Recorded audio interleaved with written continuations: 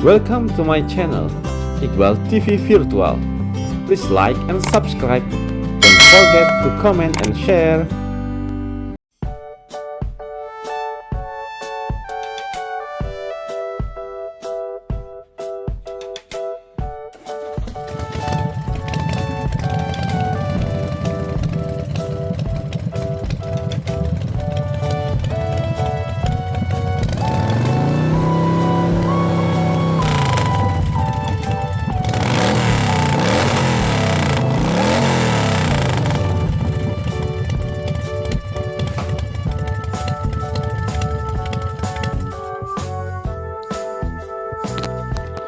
Assalamualaikum warahmatullahi wabarakatuh.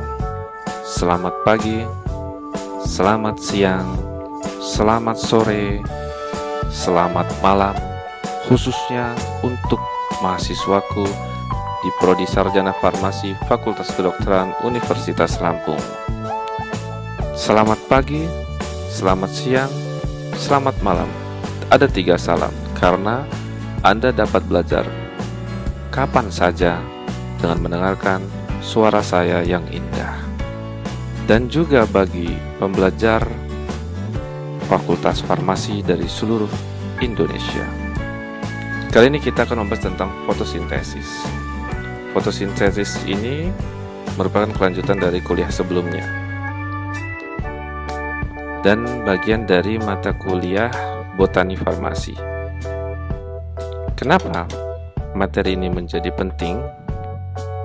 Ternyata di sini akan dibahas tentang dari mana kandungan senyawa kimia pada tumbuhan itu bisa terbentuk.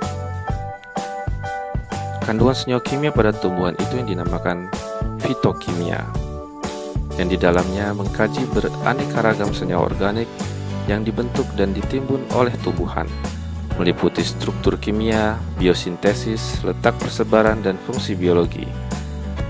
Senyawa kimia yang dikenal berupa metabolit primer seperti karbohidrat, protein, lipid, dan asam nukleat, dan metabolit sekunder seperti alkaloid, flavonoid, dan terpenoid.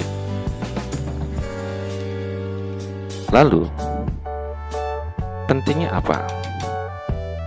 Pentingnya adalah bagi manusia, senyawa-senyawa fitokimia itu berguna dalam pengobatan.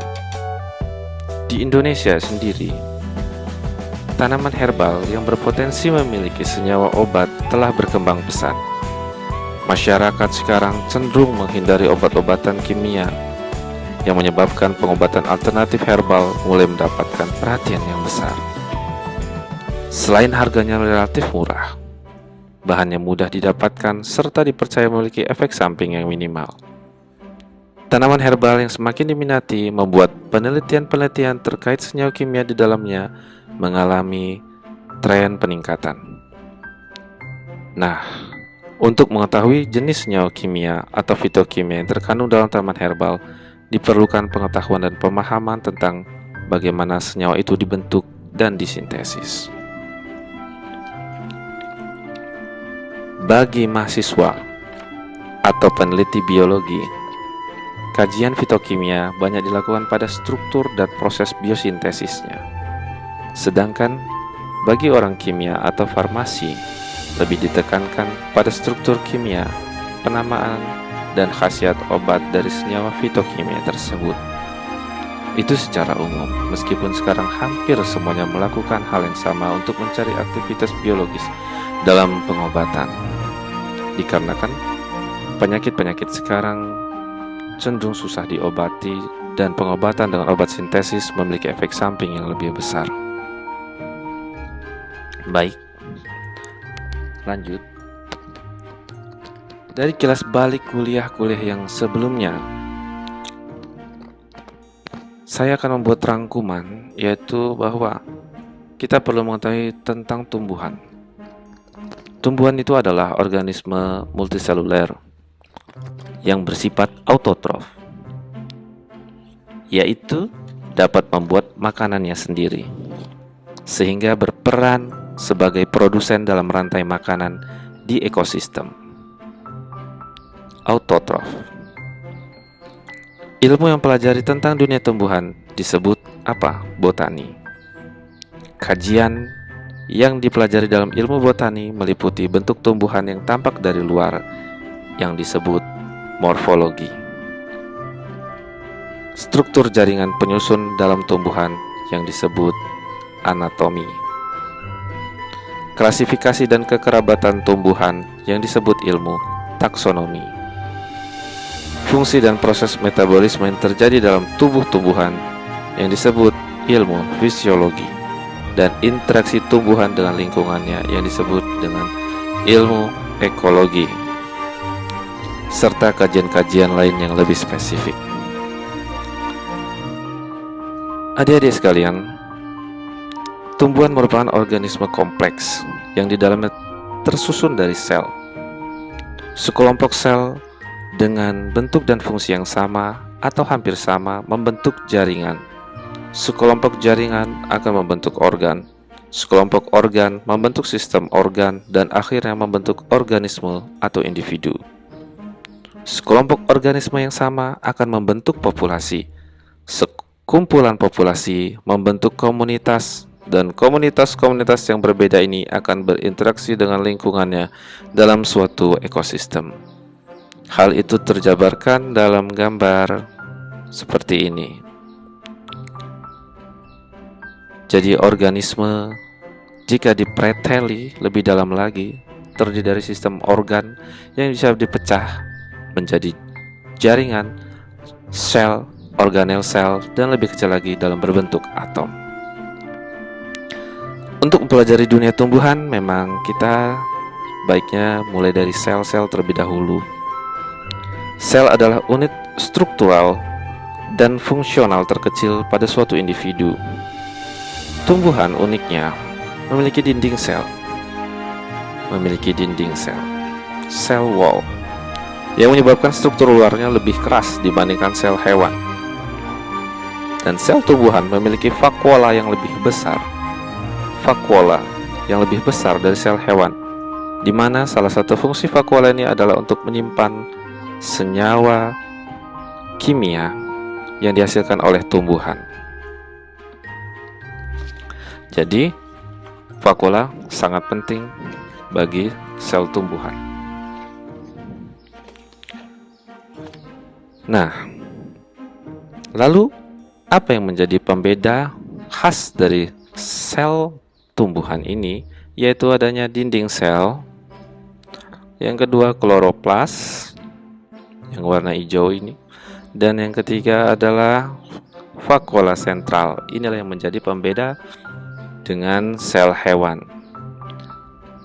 Jadi kita mungkin di kuliah sebelumnya sudah mempelajari tentang bagian-bagian dari sel. Dan komponen penyusun sel tumbuhan itu secara umum dibagi menjadi dua kelompok besar, yaitu komponen protoplasmik dan non-protoplasmik, di mana vakuola ini adalah bagian dari komponen non-protoplasmik itu. Baik, vakuola, salah satu komponen non-protoplasmik yang berkaitan dengan senyawa fitokimia adalah vakuola. Beberapa reaksi kimia dan produk yang dihasilkan oleh sel akan ditimbun dalam vakuola. Vakuola adalah bagian sel yang berisi cairan, dan sebelah luarnya dibatasi oleh membran tonoplas. Cairan dalam vakuola berisi berbagai macam bahan organik dan anorganik seperti garam, gula, asam amino, pembentuk protein, fosfat, dan senyawa hasil metabolit sekunder. Ini yang menjadi topik nanti di akhir kuliah, pertemuan terakhir, seperti alkaloid, terpen, tanin, dan flavonoid.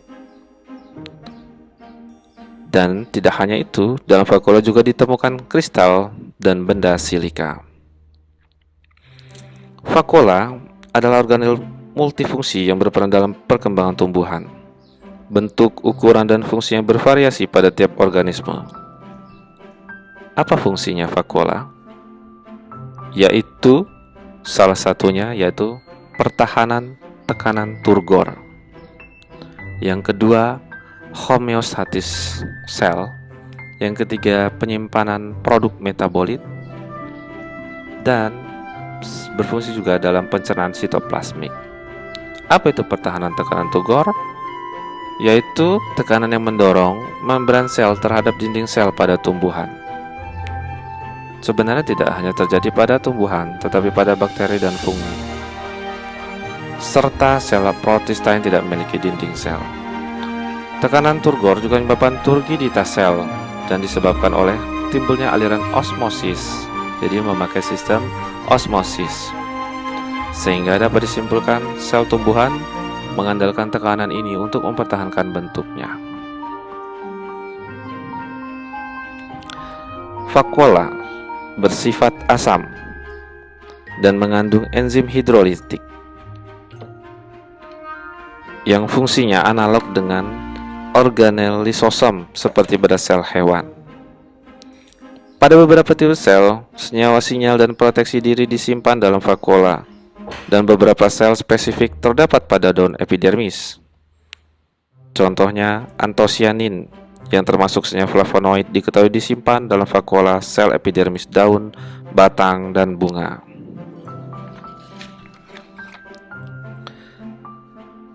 Nah, senyawa fitokimia yang disimpan dalam vakuola dapat berbentuk sekret. Sekret itu seperti cairan ya, dalam suatu duktus atau saluran sekresi. Memang secara umum memang struktur kelenjar sekresi dapat dibedakan menjadi dua, struktur sekresi luar atau ekstraseluler yang umumnya terdapat di permukaan tumbuhan organ, dan struktur sekresi dalam yang terdapat di dalam organ tumbuhan, misalnya dalam sel atau ruang antar sel. Dan ini adalah contoh yang diambil untuk beberapa contoh struktur sekresi luar. Ya, ini bisa dibaca. Lalu, tumbuhan menjalani proses tumbuh dan berkembang setelah melalui serangkaian proses metabolisme yang melibatkan faktor internal dan eksternal. Faktor internalnya meliputi enzim, klorofil, organel-organel sel, hormon. Sedangkan faktor eksternalnya meliputi cahaya matahari, air, unsur hara, suhu, udara. Dan sel membutuhkan energi dalam bekerja dan berkembang biak. Energi yang dibutuhkan untuk sebagian besar aktivitas seluler ini dikenal sebagai ATP, atau singkatan dari adenosine trifosfat, dan digunakan pada proses fotosintesis dan respirasi. Inilah yang akan menjadi pokok inti pembelajaran kita ke depan. Baik, kita lanjut. Transpirasi, fotosintesis, dan respirasi termasuk proses metabolisme tumbuhan yang umum dikenal. Transpirasi dapat diartikan sebagai proses kehilangan air dalam bentuk uap air dari jaringan tumbuhan melalui mulut daun atau stomata. Dan transpirasi berlangsung selama tumbuhan hidup. Keuntungan yang didapat dari proses transpirasi adalah mempercepat laju pengangkutan unsur hara, menjaga turgiditas sel tumbuhan, serta menjaga stabilitas suhu daun. Nah, sebelum kita membahas tentang fotosintesis lebih jauh atau mengulang kembali yang sudah dijelaskan dalam kuliah sebelumnya, ternyata fotosintesis adalah semacam reaksi kebalikan dari respirasi. Fotosintesis termasuk reaksi anabolisme, yaitu penyusunan, yaitu maksudnya proses tersusunnya senyawa kompleks dari senyawa-senyawa sederhana. Dalam hal ini, fotosintesis melibatkan air dan unsur hara mineral dari dalam tanah, zat hijau daun, serta karbon dioksida dari udara. Proses ini akan menghasilkan oksigen atau O2 dan glukosa sebagai senyawa kompleksnya. Fotosintesis berlangsung di dalam kloroplas yang mengandung klorofil. Lalu, respirasi termasuk dalam reaksi katabolisme, pemecahan, yaitu penguraian senyawa kompleks menjadi senyawa-senyawa sederhana. Glukosa yang telah dihasilkan dari proses fotosintesis akan dipecah menjadi karbon dioksida dan energi atau ATP. Respirasi sel berlangsung dalam mitokondria, sehingga organel ini dikenal sebagai penghasil energi. Dan ini adalah gambar yang menunjukkan keterkaitan antara fotosintesis dan respirasi, di mana fotosintesis yang akan menghasilkan glukosa dan oksigen yang dibentuk dari unsur air, energi, dan cahaya.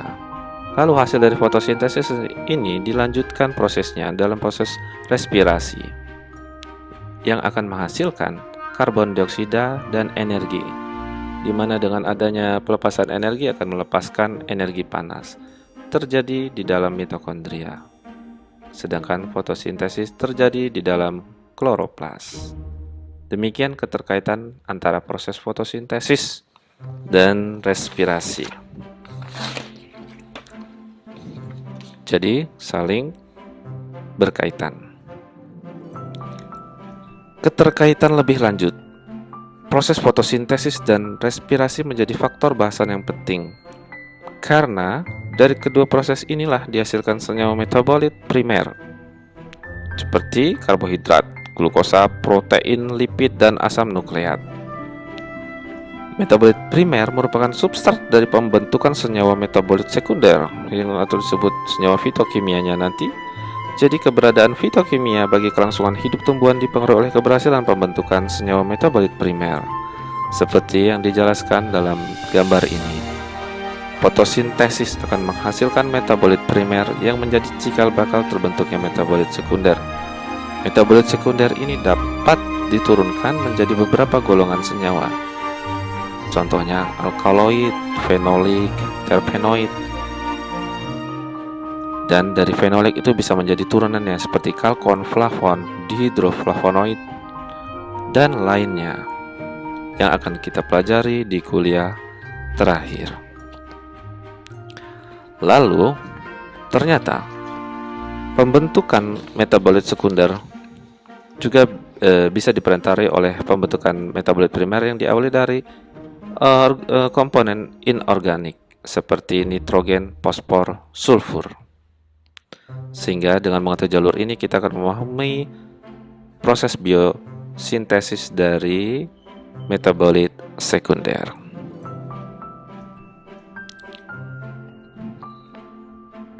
Nah,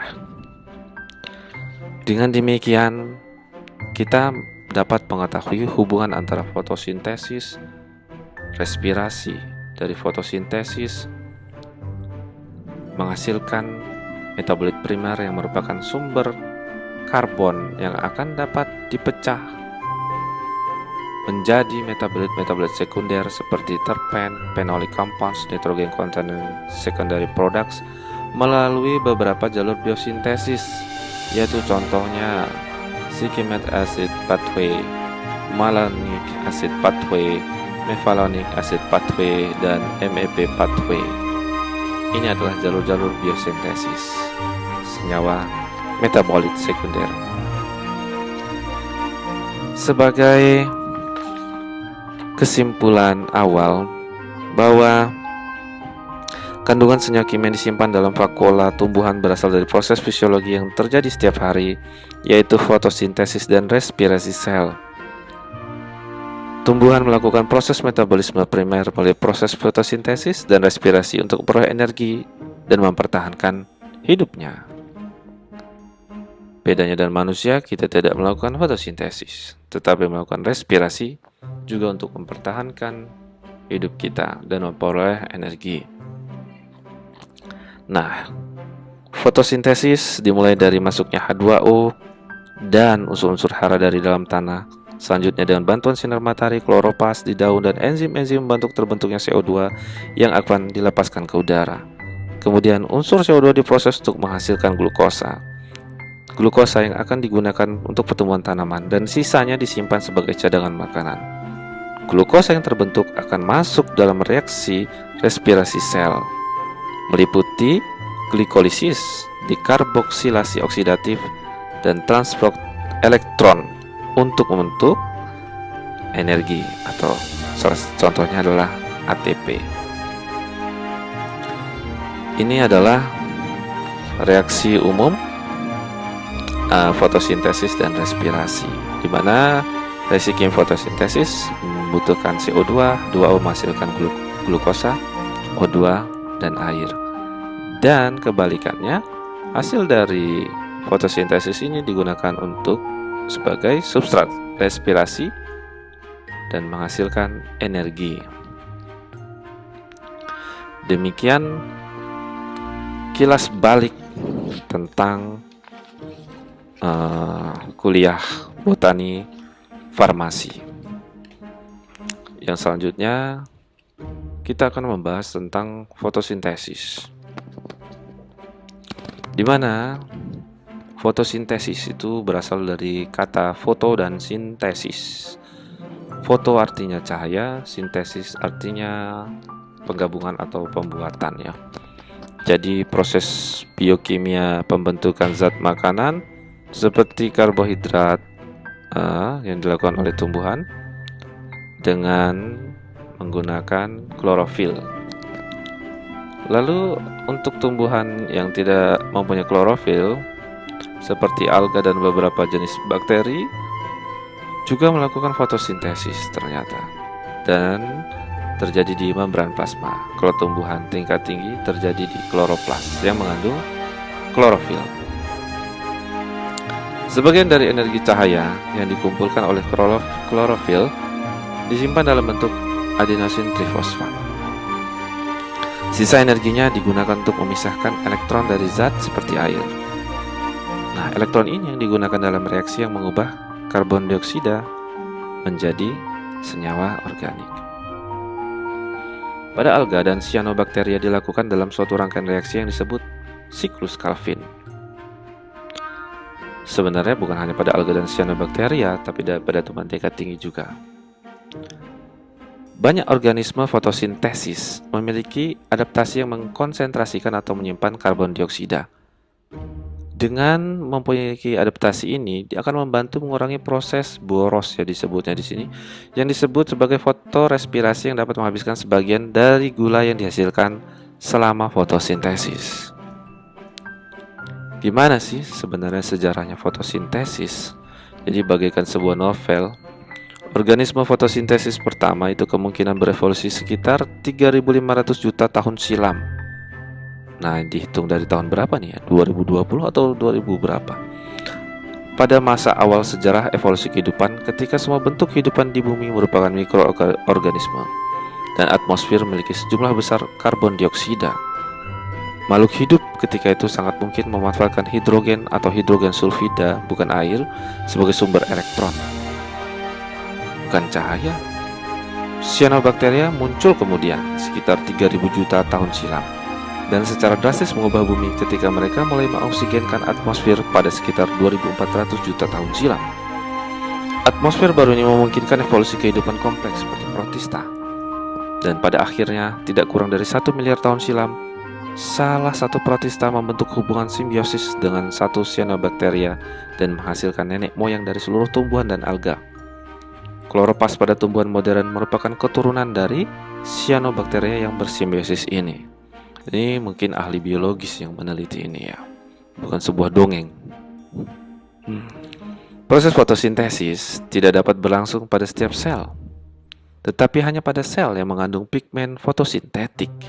Sel yang tidak mempunyai pigmen fotosintetik ini tidak mampu melakukan proses fotosintesis. Di dalam daun terdapat mesofil yang terdiri atas jaringan bunga karang dan jaringan pagar, di mana pada kedua jaringan ini terdapat kloroplas yang mengandung pigmen hijau daun yang disebut klorofil. Pigmen ini merupakan salah satu dari pigmen fotosintesis yang berperan penting dalam menyerap energi matahari. Kenapa pigmen ini menjadi penting dalam menyerap energi matahari? Akan kita bahas nanti. Dari semua radiasi matahari yang dipancarkan, ternyata hanya panjang gelombang tertentu yang dimanfaatkan tumbuhan untuk proses fotosintesis, yaitu panjang gelombang yang berada pada kisaran cahaya tampak antara 380 sampai 700 nanometer. Cahaya tampak terbagi atas cahaya merah dengan panjang gelombang demikian, cahaya kuning, hijau kuning dengan panjang gelombang antara sedemikian, biru dan ungu kurang dari 400 nanometer. Jika digambarkan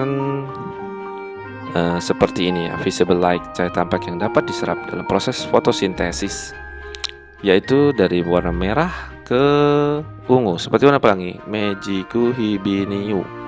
Di sini ada yang unik ya, warna merah menuju warna ungu. Jadi panjang gelombang yang tinggi menuju ke panjang gelombang yang rendah. Ya, shorter wavelength. Di sini longer wavelength. Di sini kenapa disebut dengan lower energy dan di sini sebagai higher energy? Karena mengacu kepada rumus energi ketetapan Planck, E sama dengan Hf per lambda, di mana energi akan berbanding terbalik dengan panjang gelombang. Dengan demikian, panjang gelombang yang lebih rendah akan mempunyai energi yang lebih tinggi. Oke, sampai di sini cukup menarik ya. Dengan demikian, bisa dilihat di sini gelombang di sini, sinar X-ray, sinar gamma. Nah, kalau ada film Megatron itu kan berarti dia sinarnya akan mempunyai energi yang lebih tinggi. Ya, semakin rendah panjang gelombang. Kalau begitu, panjang gelombang malaikat ada berada di mana? Kalau kita hubungkan mungkin akan ketemu. Terlepas dari itu, kita kembali ke dalam proses fotosintesis. Masing-masing jenis cahaya berbeda pengaruhnya terhadap fotosintesis. Hal ini terkait pada sifat pigmen penangkap cahaya yang bekerja dalam fotosintesis. Pigmen yang terdapat pada membran grana menyerap cahaya yang memiliki panjang gelombang tertentu. Pigmen yang berbeda menyerap cahaya pada panjang gelombang yang berbeda. Kloroplast mengandung beberapa pigmen. Sebagai contoh, klorofil A terutama menyerap cahaya biru, violet, dan merah. Sementara klorofil B menyerap cahaya biru dan orange dan memantulkan cahaya kuning hijau. Klorofil A berperan langsung dalam reaksi terang, sedangkan klorofil B tidak secara langsung. Proses absorpsi energi cahaya menyebabkan lepasnya elektron berenergi tinggi dari klorofil A, yang selanjutnya akan disalurkan dan ditangkap oleh akseptor elektron. Ini dalam proses fotosistem nanti. Proses ini merupakan awal dari rangkaian panjang reaksi fotosintesis. Jika kita membahas fotosintesis, kita tidak terlepas dari kloroplast karena ini tempat terjadinya fotosintesis. Kloroplast terdapat pada semua bagian tumbuhan yang berwarna hijau, termasuk batang dan buah yang belum matang. Di dalam kloroplast terdapat pigmen klorofil yang berperan dalam proses fotosintesis. Kloroplast mempunyai bentuk seperti cakram dengan ruang yang disebut stroma. Stroma ini dibungkus oleh dua lapisan membran. Membran stroma ini disebut tilakoid, yang di dalamnya terdapat ruang-ruang antar membran yang disebut loculi. Di dalam stroma juga terdapat lamela-lamela yang bertumpuk-tumpuk membentuk grana atau granum. Granum sendiri terdiri atas membran tilakoid yang merupakan tempat terjadinya reaksi terang, dan ruang tilakoid yang merupakan ruang di antara membran tilakoid. Pusing ya. Bila sebuah granum disayat, maka akan dijumpai beberapa komponen seperti protein, klorofil A, klorofil B, karotenoid, dan lipid. Nanti akan dijelaskan dalam gambar. Jadi secara keseluruhan, stroma itu berisi apa aja? Protein, enzim, DNA, RNA, gula, fosfat, ribosom, vitamin, ion-ion logam ya. Pigmen fotosintetik terdapat pada membran tilakoid. Ingat, di dalam pada membran tilakoid. Sedangkan pengubahan energi cahaya menjadi energi kimia berlangsung dalam tilakoid dengan produk akhir berupa glukosa yang dibentuk di dalam stroma. Klorofil sendiri sebenarnya hanya merupakan sebagian dari perangkat dalam fotosintesis. Ya, hanya sebagian dari perangkat yang dikenal sebagai fotosistem prosesnya. Nah, kloroplast merupakan tempat fotosintesis pada tumbuhan. Jika ada daun, di sini ada mesofil ya, jaringan, sehingga dibuka ini ya dengan mikroskop. Disinilah ada kloroplast. Di sini ada mulut daun untuk tempat pertukaran O2 dan CO2. Warna daun memang berasal dari klorofil, pigmen warna hijau yang terdapat dalam kloroplast ya. Dan terdapat kira-kira setengah juta kloroplast di sini setiap milimeter persegi permukaan daun. Dan kloroplast ditemukan terutama dalam sel mesofil daun ya, dominan terjadi di daun. Jadi fotosintesis. Lalu jika dilihat lebih dalam lagi nih, dikupas lebih dalam lagi, tadi kan sudah sebagian. Ini jaringan dari sel mesofilnya, dan ini kloroplastnya. Jika kloroplast dia dilihat lebih dalam lagi, dia terdiri dari granum ya, granum yang merupakan tumpukan dari tilakoid. Nah, di sini tilakoid namanya. Tilakoid per lempeng ini tilakoid. Jadi klorofil itu terdapat dari membran tilakoid. Tumpukan-tumpukan tilakoid ini disebut granum. Di sini ada tilakoid space-nya ya. Stromanya ada di sini ya. Nah, ini secara umum yang lebih mendalam. Dan ini dapat dibaca sendiri ya. Pada umumnya sel mesofil memiliki kira-kira 30-40 kloroplas. Kloroplas terdiri dari 2 membran ya. Tadi ya. Jadi yang paling penting adalah di mana membran tilakoidnya, ruang tilakoid, dan apa yang disebut dengan grana atau granum, tumpukan tilakoid ya. Dan klorofil terdapat dalam membran tilakoid. Bagaimana struktur dari klorofil itu sendiri?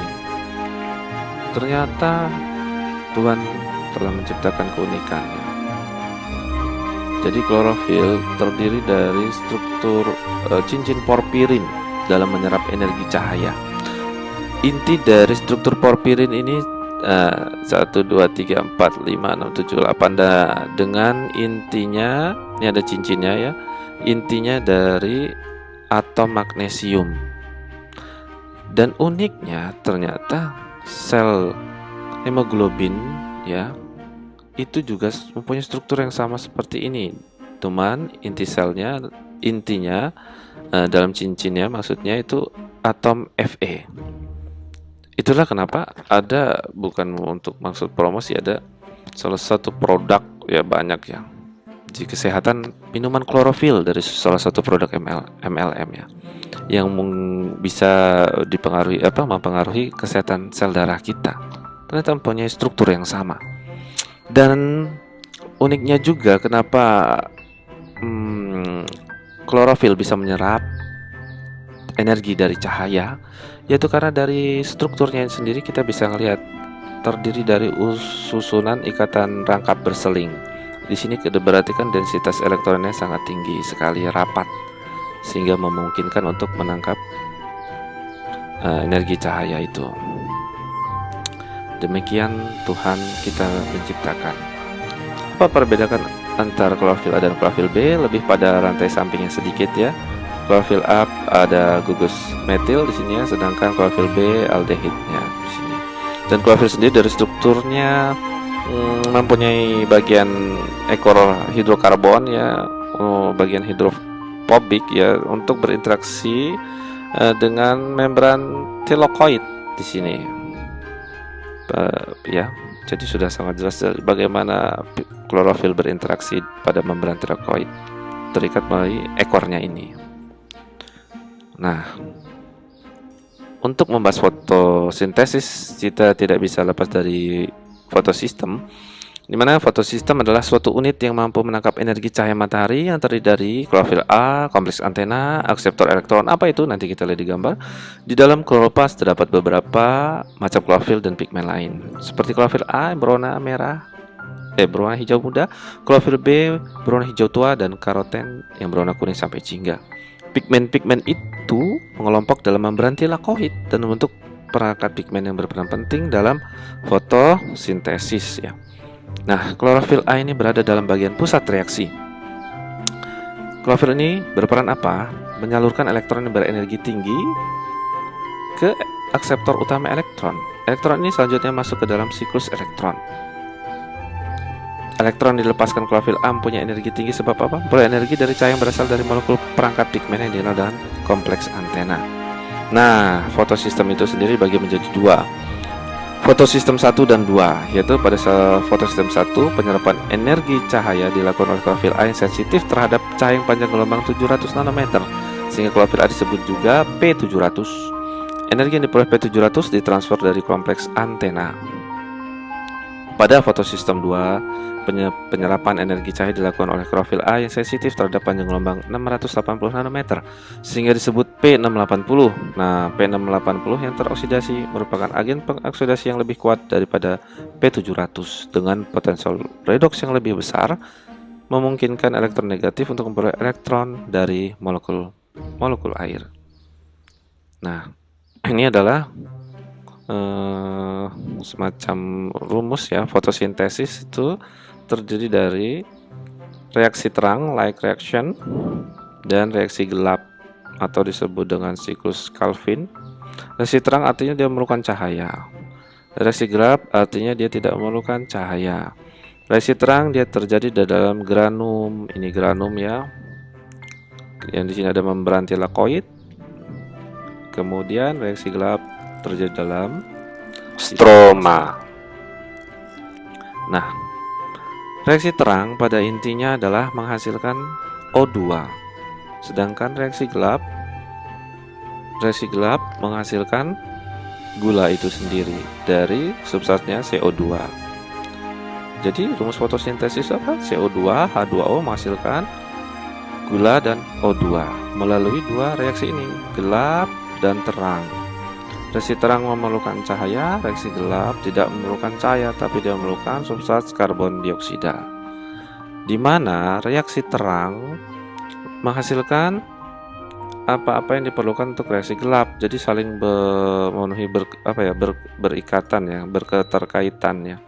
Jadi reaksi terang menghasilkan NADPH yang dibutuhkan dalam siklus Calvin dan menghasilkan ATP yang dibutuhkan dalam siklus Calvin, dan sebaliknya perombakan dari yang terjadi dalam siklus ini juga menghasilkan senyawa-senyawa yang dibutuhkan untuk reaksi terang.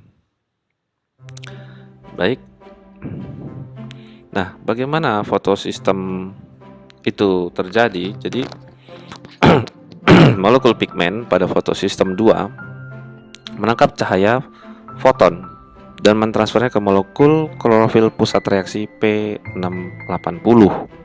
Nah, sehingga elektron tereksitasi ke tingkat energi yang lebih tinggi. Elektron tereksitasi akan ditangkap oleh akseptor primer fotosistem 2. Terjadi kekurangan elektron di P680 karena tereksitasi tadi. Nah, lalu terjadi fotolisis air, yaitu penguraian molekul H2O menjadi 2 ion hidrogen, 1 atom oksigen dan elektron, 2 elektron ya. Elektron tersebut akan digunakan untuk mengisi kekosongan elektron pada P680 tadi yang tereksitasi. Pada fase ini terbentuk produk samping berupa O2.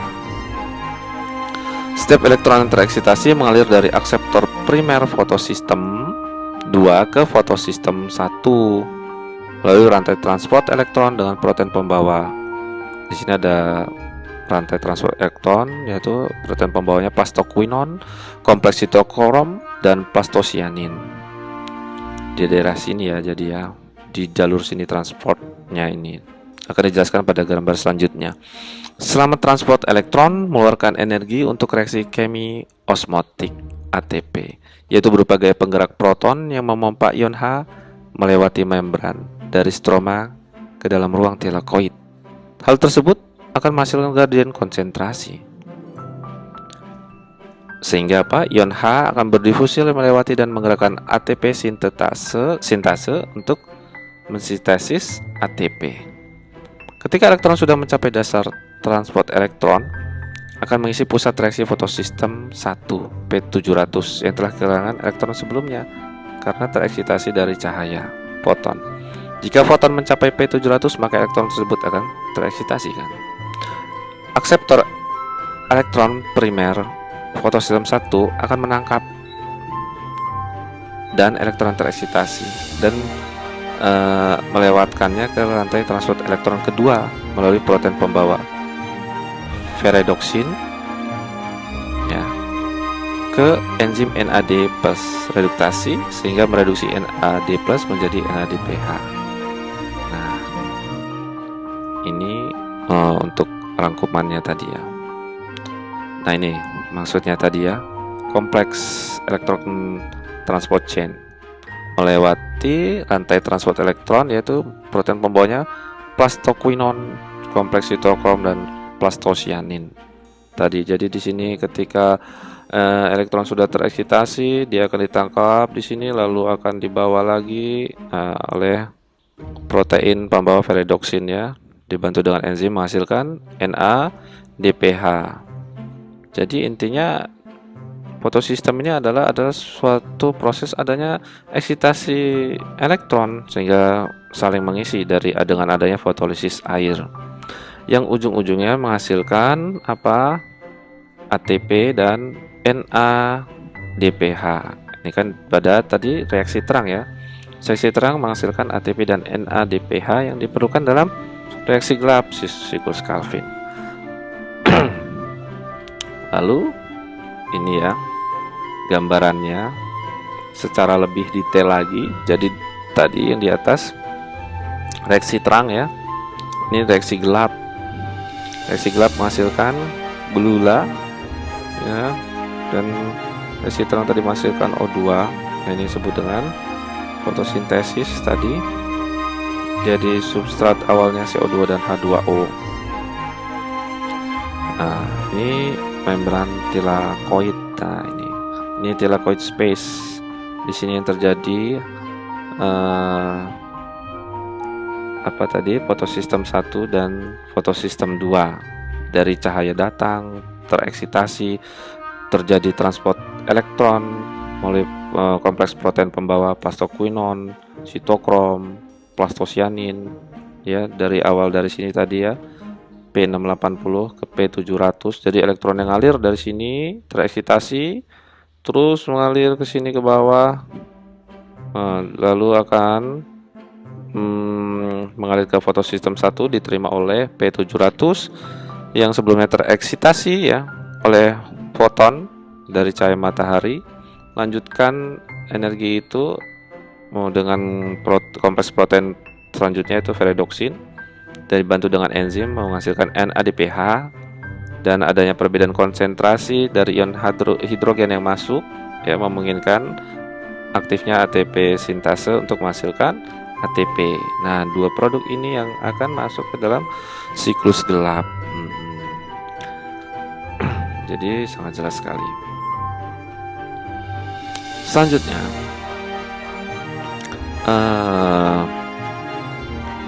terjadi, kita akan belajar siklus gelap. Siklus gelap ya. Sampai di sini mungkin mudah dimengerti ya. Jadi bisa diulang lagi. Siklus gelap atau disebut dengan siklus Calvin. Nah, ada siklus satu lagi ya yang akan menjadi tugas untuk adik-adik sekalian ataupun teman-teman yang ingin mengetahui lebih dalam. Nah, siklus gelap itu intinya ada 3 proses, yaitu fiksasi karbon, proses reduksi, dan regenerasi. Ya, regenerasi akseptor ya maksudnya di sini. Secara rangkumannya seperti itu. Jadi, ini adalah gambaran umum ya. Untuk lebih jelasnya seperti ini. Jadi, fiksasi karbon prosesnya itu 3 molekul CO2 akan difiksasi oleh gulula berkarbon 5 yang dinamai ribulosa bifosfat atau RuBP dengan bantuan enzim Rubisco, menghasilkan produk antara berupa molekul berkarbon 6 yang tidak stabil. Ya, menghasilkan produk antara ya berupa molekul berkarbon 6 yang tidak stabil sehingga segera terurai bentuk 2 molekul 3 fosfogliserat. Nah, 3 fosfogliserat untuk setiap CO2. Setiap molekul 3 fosfogliserat akan menerima tambahan 1 gugus fosfat baru yang berasal dari defosforilisasi ATP sehingga membentuk 1,3 bifosfogliserat sebagai produknya ini. Selanjutnya, sepasang elektron disumbangkan dari NADPH dari reaksi terang tadi mereduksi 1,3 bifosfogliserat menjadi gliseraldehid 3 fosfat atau G3P ya. Di sini terjadi proses reduksi. Jadi, satu molekul G3P akan keluar siklus sebagai produk keluaran siklus Calvin. Ini dia. Lalu tahap ketiga adalah regenerasi akseptor RuBP, di mana 5 molekul G3P ya, 5 molekul G3P sisa akan disusun ulang menjadi 3 molekul RuBP. Nah, yang menghabiskan 3 molekul ATP, ya kan? ATP tadi kan diproses tadi, dibantu dari proses terang tadi. Selanjutnya RuBP ini akan kembali bisa memfiksasi CO2. Terus berputar reaksi ini. Dan ini adalah rangkumannya untuk supaya mudah dalam belajar. Oke, adik-adik sekalian mahasiswa, mudah-mudahan kuliah ini bisa bermanfaat, terutama bagi diri sendiri ya, atau juga bisa bagi orang lain. Nah, kalau ada pertanyaan akan kita bahas lebih lanjut. Dan demikian kuliah ini, saya ucapkan terima kasih atas perhatiannya. Jangan lupa like dan subscribe. Oke, lihat ke belakang dengan penuh kepuasan dan pandanglah ke depan dengan penuh keyakinan. Salam Apoteker Iqbal.